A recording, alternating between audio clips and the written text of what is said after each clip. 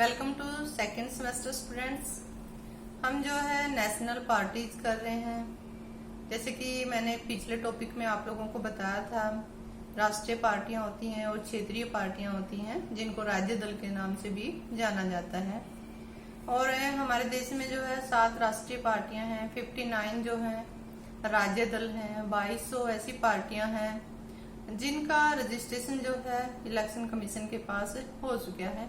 यानी कि क्षेत्रीय पार्टियों की भरमार हमारे देश में बहुत ज्यादा है। राष्ट्रीय पार्टियां दिन प्रतिदिन अपनी महत्ता खोती जा रही हैं। और जब से बीजेपी पार्टी आई है, बीजेपी पार्टी ने तो राष्ट्रीय पार्टियों की महत्ता को और भी कम कर दिया है, क्योंकि बीजेपी पार्टी जो है विश्व की सबसे बड़ी पार्टी है, सबसे बड़ी पार्टी है विश्व की।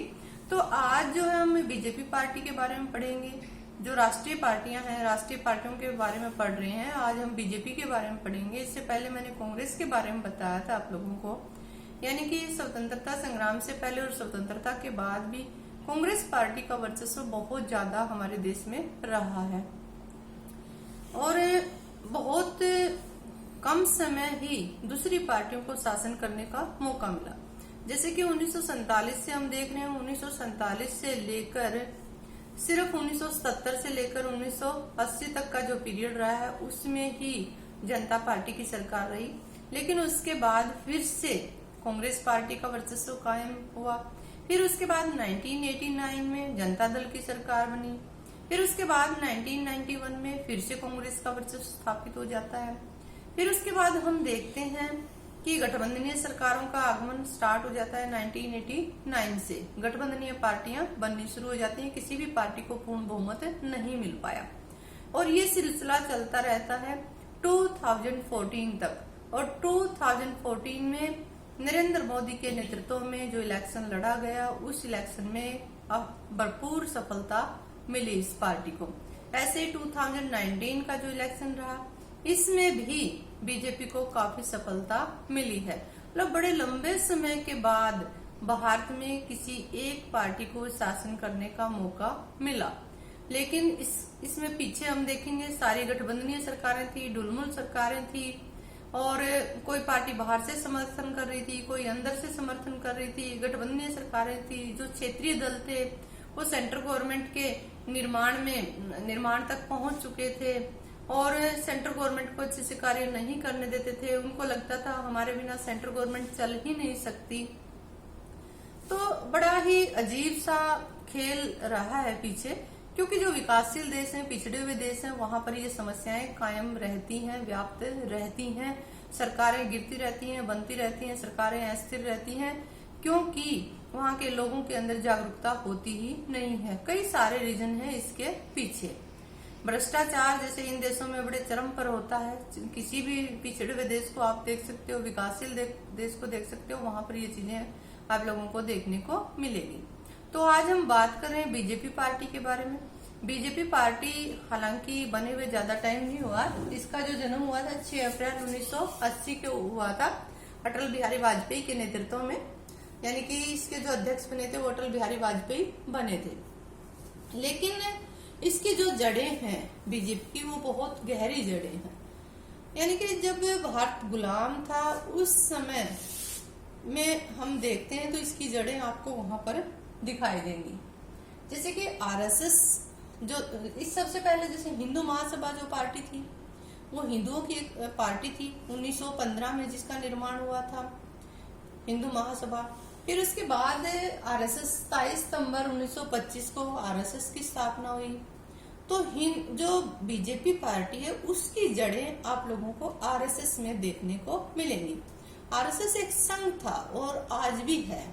इसको एक संघ परिवार के नाम से जाना जाता है और इसके काफी सारे संगठन हैं, हिंदू संगठन हैं काफी सारे, जो आरएसएस की आइडियोलॉजी से मैच करते हैं। हालांकि हम देखते हैं कि कानूनी रूप से लीगली वो जो है आरएसएस से नहीं जुड़े हुए हैं, लेकिन उनकी जो विचारधारा है वो आरएसएस से जुड़ी हुई है। और फिर उसके बाद जो आरएसएस पार्टी तो क्या थी, संघ था, एक संगठन था, ठीक है। और जब भारत का स्वतंत्रता संग्राम चल रहा था उस स्वतंत्रता संग्राम में या जो भी स्वतंत्रता संग्राम से संबंधित जो भी आंदोलन हुए, उन आंदोलनों में इनके जो नेता थे वो संघ के तौर पर पार्टिसिपेट नहीं करते थे। पर्सनली पार्टिसिपेट करते थे पर संघ के तौर पर उन्होंने कभी पार्टिसिपेट नहीं किया। और उस समय वो जेल में भी गए, काफी यातनाएं भी उन लोगों ने सही, और उसके बाद भी भारत के पुनर्निर्माण में अपना योगदान जो है टाइम टू टाइम ये देते रहे। फिर उसके बाद जैसे कि अक्टूबर 1951 में जनसंघ की स्थापना होती है, और जनसंघ के जो संस्थापक थे वो थे श्यामा प्रसाद मुखर्जी। फिर उसके बाद 1952 में भारत में पहला आम चुनाव होता है, और उस चुनाव में जनसंघ को सिर्फ और सिर्फ 3 सीटें मिली थी। फिर उसके बाद 1957 में फिर इलेक्शन होता है, इसमें 5 सीटें मिलती हैं। 1957 में 5 सीटें मिलती हैं, और इस समय जो जनसंघ के जो अध्यक्ष थे वो अटल बिहारी वाजपेयी उस समय सांसद थे। फिर उसके बाद 1962 का जो इलेक्शन हुआ उसमें इनको जनसंघ को 14 सीटें मिलती हैं। 1967 में 32 सीटें मिलती हैं, और 1968 में श्यामा प्रसाद का निधन हो जाता है, और उसके बाद अटल बिहारी वाजपेयी को जनसंघ का अध्यक्ष बना दिया जाता है। और 1973 में फिर पार्टी की जो कमान है वो लाल कृष्ण आडवाणी के हाथ में आ जाती है। फिर उसके बाद जो ये पार्टी थी, यानी कि जो जनसंघ था, जनसंघ ने अपने आप को जनता पार्टी में मर्ज कर लिया।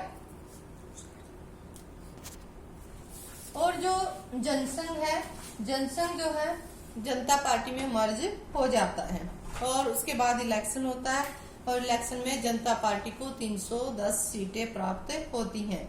और जो अटल बिहारी वाजपेयी थे उनको विदेश मंत्रालय दिया जाता है, और आडवाणी को सूचना एवं प्रसारण मंत्रालय दिया जाता है।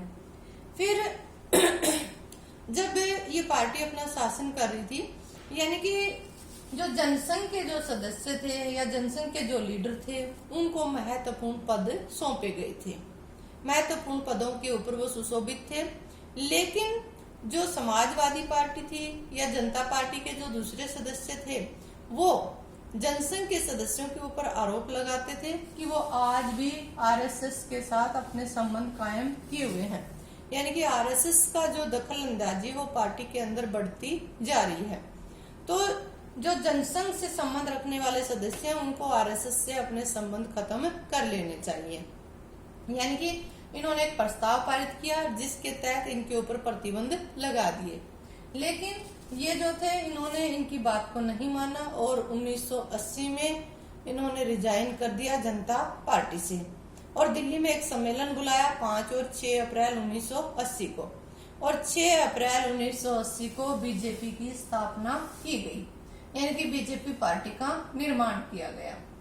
और जो बीजेपी पार्टी को एक हिंदूवादी पार्टी माना जाता है, और हमारे देश में काफी सारी ऐसी पार्टियां हैं जो हिंदूवादी पार्टियां हैं, जैसे कि विश्व हिंदू परिषद है जिसकी स्थापना 1964 में हुई थी। विश्व हिंदू परिषद की स्थापना 1964 में हुई थी। बजरंग दल है, अखिल भारतीय हिंदू महासभा है, अखिल भारतीय विद्यार्थी परिषद है, विश्व हिंदू परिषद है, शिवसेना है, यानी कि काफी सारी जो पार्टियां हैं हमारे देश में हिंदूवादी प्रवृत्ति की हैं। काफी सारे संगठन हैं जो हिंदूवादी प्रवृत्ति के हैं। इनका जो मकसद है, यानी कि आरएसएस और जनसंघ की बात हम करते हैं या हम बीजेपी की बात करते हैं, इनका मकसद जो है जो इंडियन कल्चर है, यानी कि भारतीय जो संस्कृति है उसका प्रचार प्रसार करना, हिंदुत्व का प्रचार प्रसार करना, और बच्चों के अंदर राष्ट्र प्रेम की भावना पैदा करना, बच्चों को राष्ट्रभक्त बनाना। ठीक है। अब बीजेपी जो पार्टी है हम देखते हैं इसका जो इलेक्शन टाइम रहा है, कौन से इलेक्शन में कितनी सीटें बीजेपी को मिली।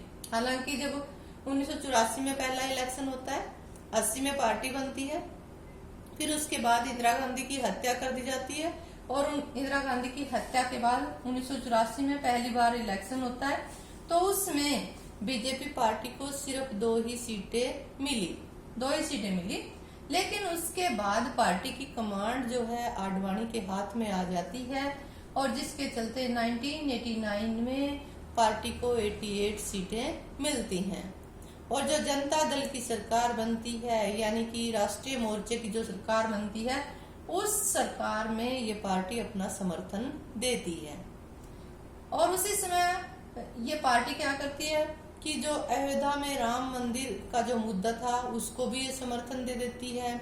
और आडवाणी जो है सोमनाथ से अयोध्या तक रथ यात्रा निकालते हैं, और जिससे पार्टी के वर्चस्व में बहुत ज्यादा बढ़ोतरी हुई और लोगों में इसके प्रति काफी मान बढ़ा। फिर उसके बाद 1991 में इलेक्शन हुए, इस पार्टी को 119 सीटें मिली। 1996 में जो इलेक्शन हुए 161 सीटें मिली। 1998 में जो इलेक्शन हुए 182 सीटें मिली। 1998 में जो प्रधानमंत्री बनते हैं अटल बिहारी वाजपेयी बनते हैं। 1999 में फिर इलेक्शन हुए, ठीक है, उसमें भी 182 सीट मिली और प्रधानमंत्री बनते हैं अटल बिहारी वाजपेयी। यानी कि यहाँ पर 3 बार अटल बिहारी वाजपेयी प्रधानमंत्री बने, 96 में बने, 98 में बने, 99 में बने। लेकिन 96 में जो कार्यकाल था सिर्फ 13 दिन का ही रहा, उनका ज्यादा टाइम उनको नहीं मिल पाया, क्योंकि उनकी जो सरकार थी गिर जाती है, वो अपना बहुमत सिद्ध नहीं कर पाते।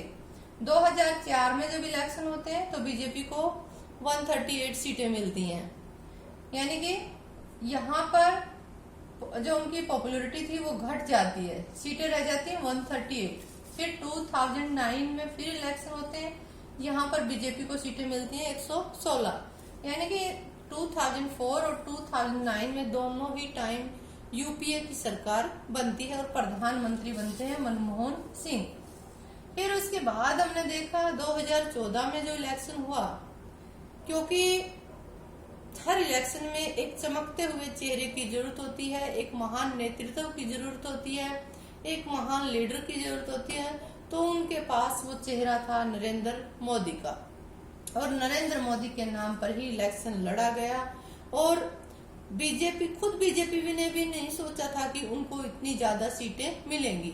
हालांकि उन्होंने पहले दूसरी पार्टियों के साथ गठबंधन किया हुआ था। इनके साथ गठबंधन में जो पार्टियां सम्मिलित हैं वो 28 पार्टियां सम्मिलित हैं, और इस गठबंधन के तहत इस पार्टी को टोटल सीटें मिली 336। टोटल सीटें मिली 336 और अकेले बीजेपी को मिली 282 सीटें। ऐसे ही 2019 में जो इलेक्शन हुआ, बीजेपी को इसमें और भी भरपूर सफलता मिली, यानी कि सिर्फ बीजेपी के खाते में 303 सीटें आई, और बात करें हम एनडीए की तो 355 सीटें।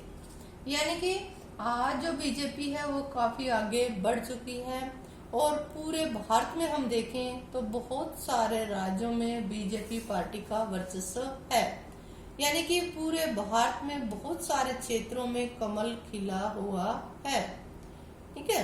तो क्योंकि कांग्रेस का जो वर्चस्व है उसमें कमी आई है, दूसरी तरफ बीजेपी ने अपने वर्चस्व को बढ़ाया है, लेकिन इसके पीछे कई सारे रीजन रहे हैं, क्योंकि नरेंद्र मोदी ने सोशल मीडिया का भरपूर इस्तेमाल किया, और जिसके चलते इनको काफी सफलता मिली।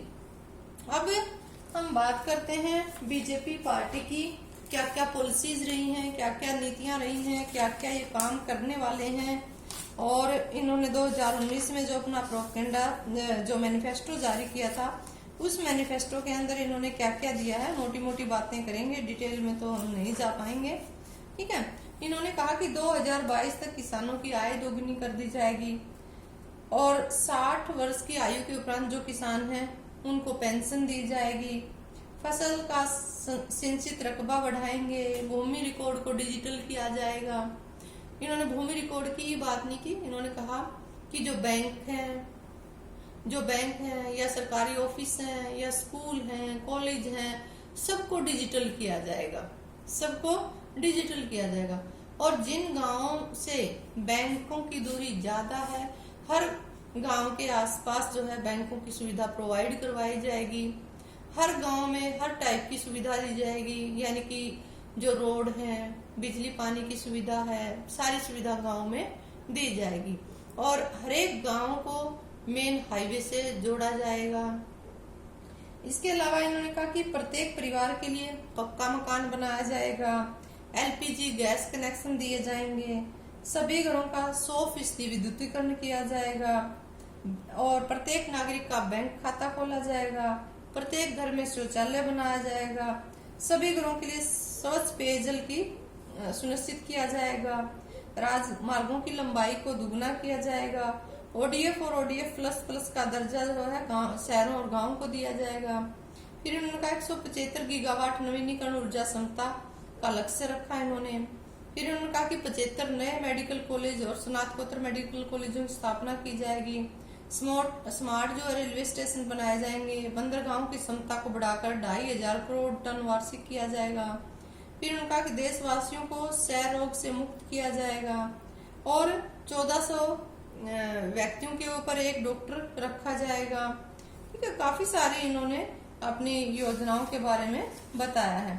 फिर इन्होंने एक बात और कही कि सभी बच्चों का संपूर्ण टीकाकरण किया जाएगा। गगनयान अभियान के तहत भारतीय अंतरिक्ष में एक भारतीय को भेजा जाएगा। 2022 तक स्वच्छ गंगा का लक्ष्य पूरा किया जाएगा। राष्ट्रीय जो संग्रहालय हैं उनका डिजिटलीकरण किया जाएगा। समान नागरिक संहिता लागू की जाएगी और लोकसभा, विधानसभा, स्थानीय संस्थाओं के जो चुनाव हैं वो एक साथ करने का इनका लक्ष्य है। आर्टिकल 370 को खत्म किया जाएगा, हालांकि इन्होंने आर्टिकल 370 को खत्म कर दिया है। और 3 तलाक का जो मुद्दा है उसको खत्म किया जाएगा। आतंकवाद के विषय में इनका जो टॉलरेंस है वो 0 रहेगा। यानी कि इनके जब हम मैनिफेस्टो को पढ़ते हैं तो बहुत सारी चीजें हमारे सामने आती हैं और काफी जो मैनिफेस्टो में इन्होंने दिया है काफी सारी चीजों को इन्होंने पूरा भी किया है। जनता की जो इच्छा थी उनको इन्होंने काफी पूरा करने की कोशिश की है। और यही हम इस टॉपिक को खत्म करते हैं और मैं आशा करती हूँ आप लोग जो है इसको अच्छे से पढ़ेंगे। Thank you.